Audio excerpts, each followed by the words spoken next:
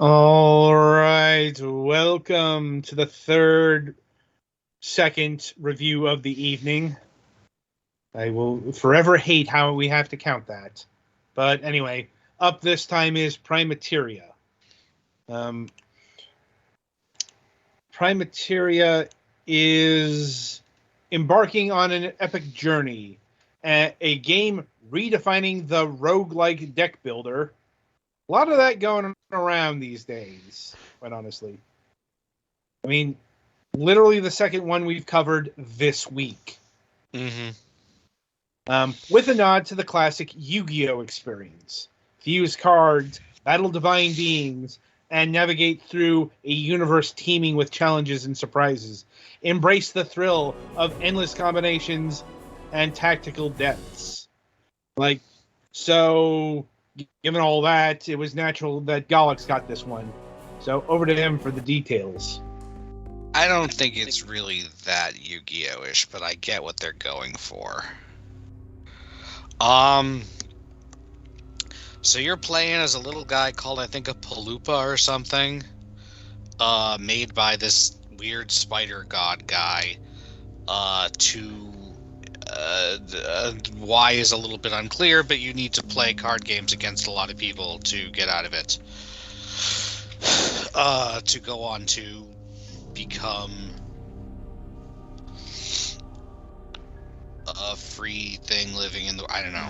Become a real boy. Probably something like that. So the deck, you start with 12 cards, I think. You have 5 places you can play them. Cards have numbers generally between 1 and 4. In order to play a number 2 card, you normally have to... I'll say one thing it has like Yu-Gi-Oh! Is that these basic rules are not how you mostly play. Normally you'll at the beginning of the game you can play however many number 1 cards you want. You can fuse 2 number 1 cards into a number 2 card.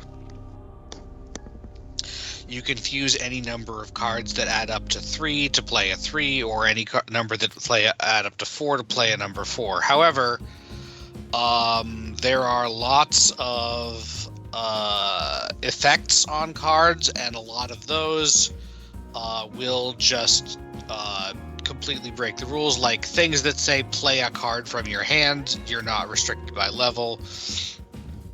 And then there are things like cards have effects that you can do from the hand, that you can do while they're on the field, that you can do that happen automatically when you fuse them, or that happen automatically when they are bound, which is the equivalent of tapping, but we can't say that word because Wizards of the Coast owns it.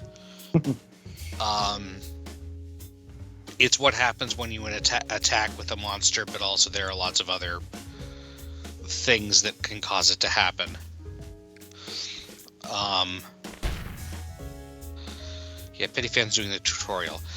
You do also have a front row and a back row, which is slightly... it comes up because you can't attack things in the opponent's back row unless they don't have anything in their front row. And there are some cards that move things around, but a lot of special effects ignore rows. Also, as you'll notice by looking at this thing, the game is not symmetrical. Your opponent does not have the exact same battlefield layout as you.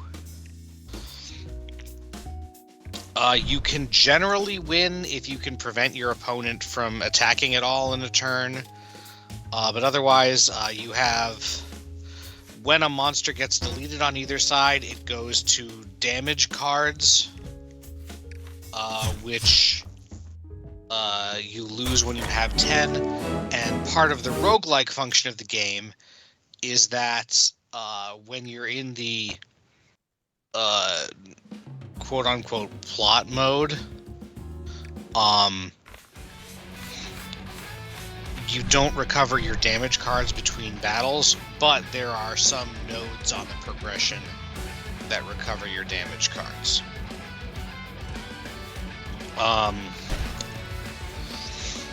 Oh yeah, you draw a card at the start of the turn, you draw a card whenever you do a fusion, and I think you sometimes draw cards when things get attacked.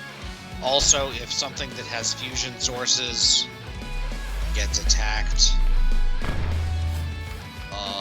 and destroyed, usually the highest fusion source under it gets played. So even with this starter deck that they give you, you can, if you pick certain cards, you can form a pretty strong combo that can let you attack basically 5 times in one turn at strength 4. But when you're after the tutorial, when you're doing your runs, there's the plot mode and then there's the endless mode. But yeah, when you first start playing, you have the choice between a beginner deck that I think is similar to the one you play with in the tutorials, and that has a lot of basic cards, or one that just includes random cards from all the cards you've unlocked, which is a pretty decent number to start with.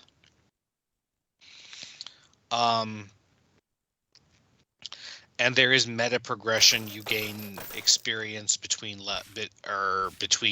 runs that unlocks more cards for you, and eventually going up in levels will unlock. It's the Devout. The Devout, because of the level 4 guy that has the ability to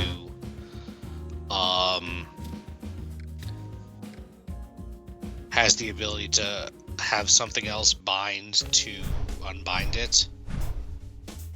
If you get that level 4 guy and then you have the Devout, you can bind the attack with the guy, unbind the guy by binding the Devout, which makes a clone of the Devout, attack with the guy, bind the clone, which makes another clone.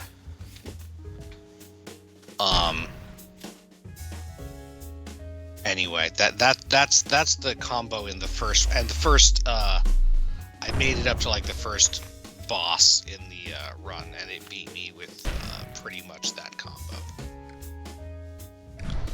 But yeah, there are lots of varying effects on the cards, but you generally won't have like perfect control over what you have, because either you choose a set starting deck and then what you unlock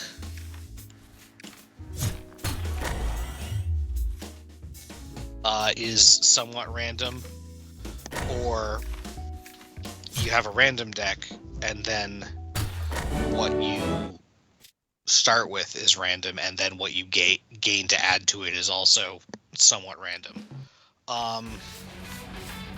Once you're in the main mode and out of the tutorial, a lot of the times you'll be advancing straight forward, and there are different kinds. In addition to the nodes that restore all of your damage cards, there are also some nodes that are...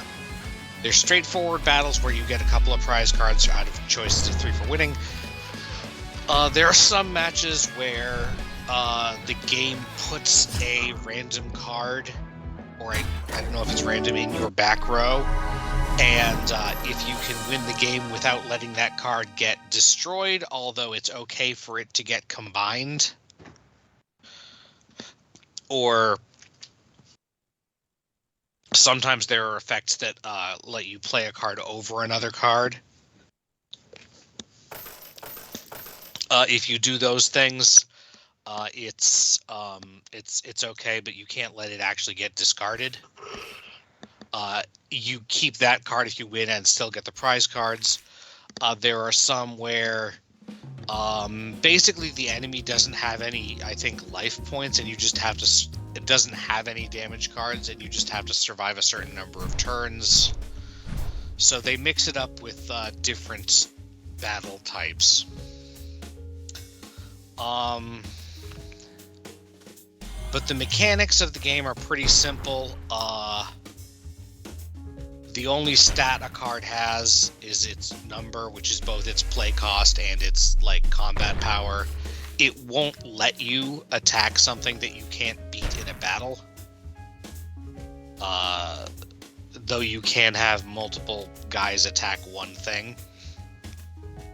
It's just if you do that, you have less guys to attack other things.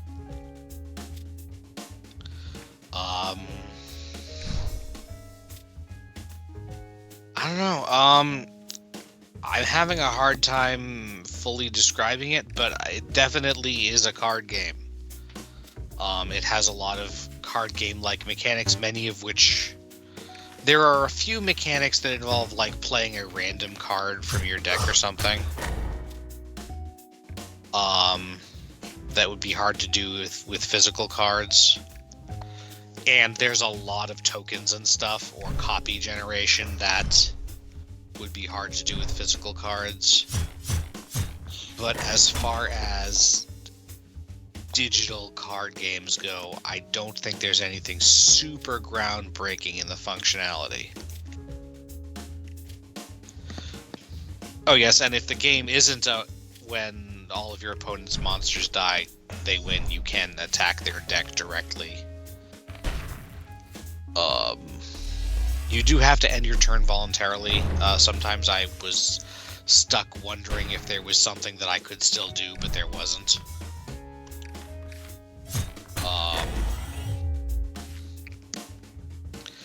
Yeah, I don't know. Do you guys have any questions? Because I feel like I'm rambling a little bit. Not especially me. I think I'm good, but it's like I've also played card games like this before, so... Yeah, I don't think it seems super... see if you... Yeah, I just realized that, yeah. Affect you, whatever. I think you can still win. It's yeah. Just... I just give my bind to the piggy and then kill the other piggy. Mm-hmm. So yeah, and the music is okay. It's surprisingly rocking. Consider Petty Fan asked if I was playing Doom and heard it over my thing. So, for the amount of actual action in a card game, yeah. Do you have any? Yeah, I guess I do need to know how much it costs for to make an actual opinion, though. Ooh, let me see here. No, that's the bundle. This is clocking in at $11.99 on sale right now for $8.99.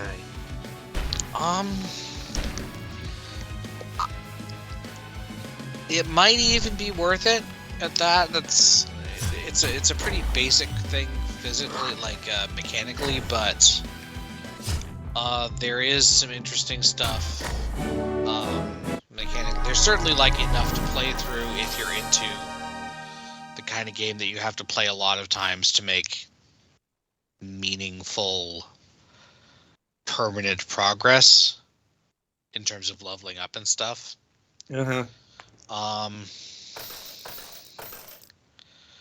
don't think that's an offensive price. Just know what you're getting. There are story blurbs in between matches. And stuff. So, I think it's actually pretty good. So, but it's nothing super amazing. Okay. So yeah, I guess that's about all I've got.